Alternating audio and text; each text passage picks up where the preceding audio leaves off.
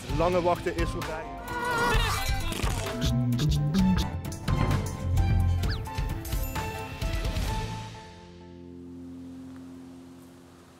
Ja, Roze Aldebiezen. Dat was even om je het verkeerde been te zetten. We zijn echt niet net over de grens bij Maastricht.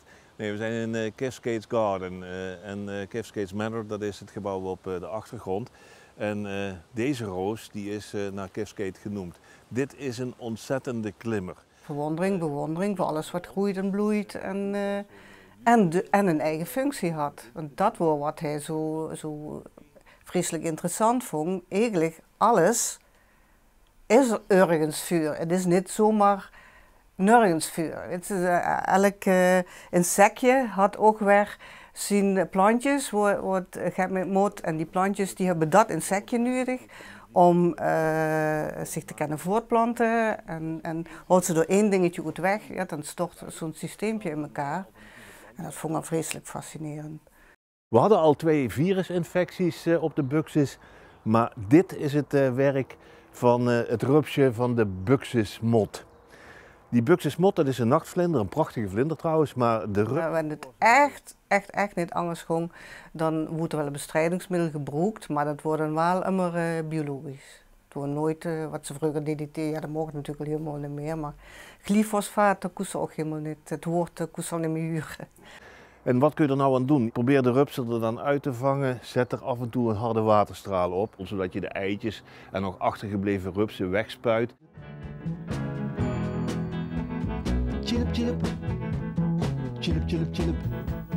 Chillip, chillip. Limburgsland heeft vandaag bezoek van de Heerlense Ineke Greven. Dag mevrouw Greven, welkom. Zal ik u alvast een kopje thee geven? Ik weet dat aan het begin dachten van nou, ik ga niet op de televisie. Ik bleef wel voor de radio praten. Maar op een gegeven moment hadden we dat toch geprobeerd. En toen zagen we dat er toch echt veel voordelen aan zaten. Het was een totaal andere dynamiek dan op de radio. Het voegde het toe. De koets bijvoorbeeld laten zien, wanneer ze het over in de tuin houdt, dan ging ze de tuin in en dan kon ze het met de lui over de tuin hebben. En aan de kijkers dan in dit geval ook laten zien waar het over houdt. Als ik nou een makkelijke tuin wil hebben, hè? Ja, ik haal wel van makkelijk. Het moet een beetje leuk zien, maar het moet ook makkelijk zien. Waar begin ik dan?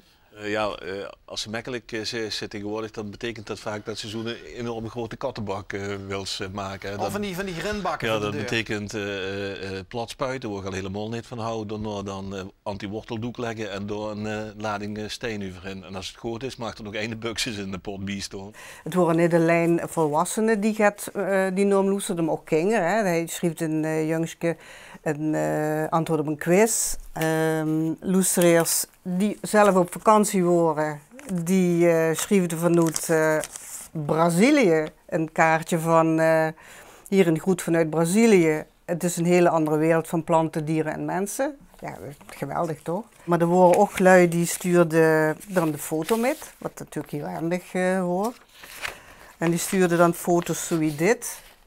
En dan een briefje erbij van, ja, kan je me helpen? Ik weet dat het een zwam is, maar wat het verder is, dat weet ik niet. Dat vond ik echt het mooiste eigenlijk wat er was. Daarom willen we jou dit beeldje geven als waardering voor jouw inzet voor de Limburgse natuur.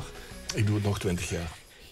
Hij had wel eens een prijs gekregen ook, hè, van de natuurgids. En daar zag je ook, toen het hem krook, zag je ook van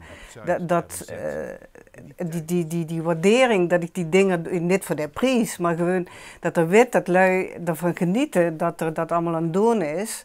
En dat ze hem weten te vingen, want ze het willen weten. Ja, dat vond ik echt het mooiste wat er was. We zijn in Great Dixter. Dit is het huis van de Lloyds, zeg maar. En dat was een middle class family. Dan had je zo'n huis.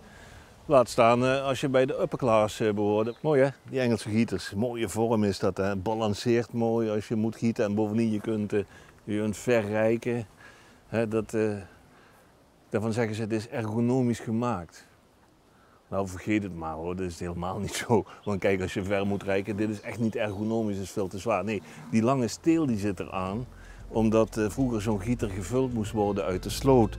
En dan moest die wel lang genoeg zijn om het water zo op te scheppen. Dat is het echte verhaal.